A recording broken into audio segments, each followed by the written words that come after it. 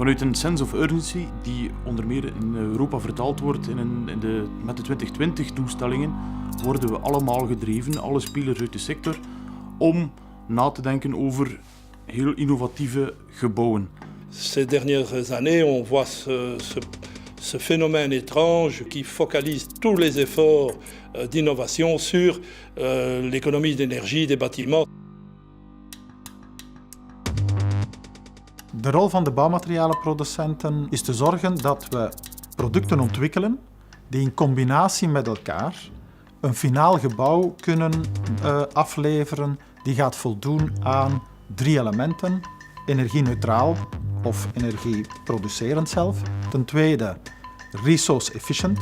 Maar een derde heel belangrijke pijler, en dan kom ik op een stukje sociale dimensie rond duurzaamheid, is dat het ding betaalbaar moet blijven. Dat we effectief trachten meer te bereiken met minder middelen. Maar dat vraagt natuurlijk een veel complexere afstemming als wat we in het verleden gedaan hebben.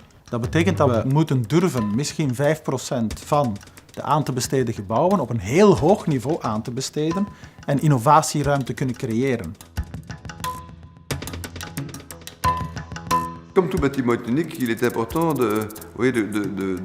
de capitaliser certains travaux de recherche. Une découverte faite pour un projet n'est vraiment intéressante pour la société que si elle peut, en tout ou en partie, permettre de faire une autre découverte pour un autre projet et ainsi de suite. En in feite een werf en die realiteit met welke wij dagelijks mee te maken hebben, dat is nooit of bijna nooit, ik zou zeggen een standaard oplossing. Dus een werf, dat is dagelijks een oplossing zoeken, gezamenlijk. Dans certains cas, même l'évolution est tellement rapide que le produit très performant ou le composant très performant sur lequel nous étions entendus avec le maître de l'ouvrage en phase d'étude est déjà remplacé par un meilleur pendant la phase d'exécution. Alors, ou bien la conception est telle que cette évolution est possible, à ce moment-là on aura, disons, fait son travail de manière durable, ou bien ce n'est pas le cas et ça devient un très mauvais investissement.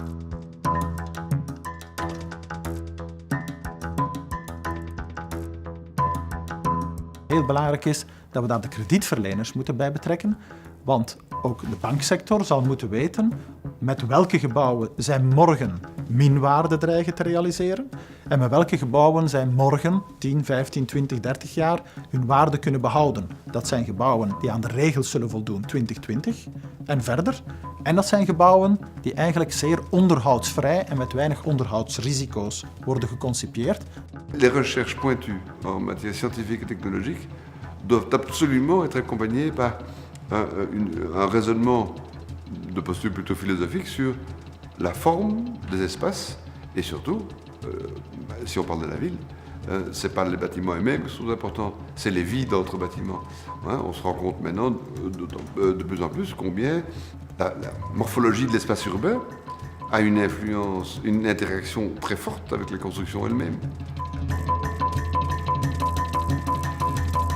Zonder lokale markt is er geen economische ontwikkeling van een activiteit en kunnen we dus de zaken die we hier innovatief zouden ontwikkelen ook niet gaan exporteren. Nous sommes des innovateurs, nous avons la capacité d'apporter encore des solutions et des solutions les meilleures pour le monde de la construction.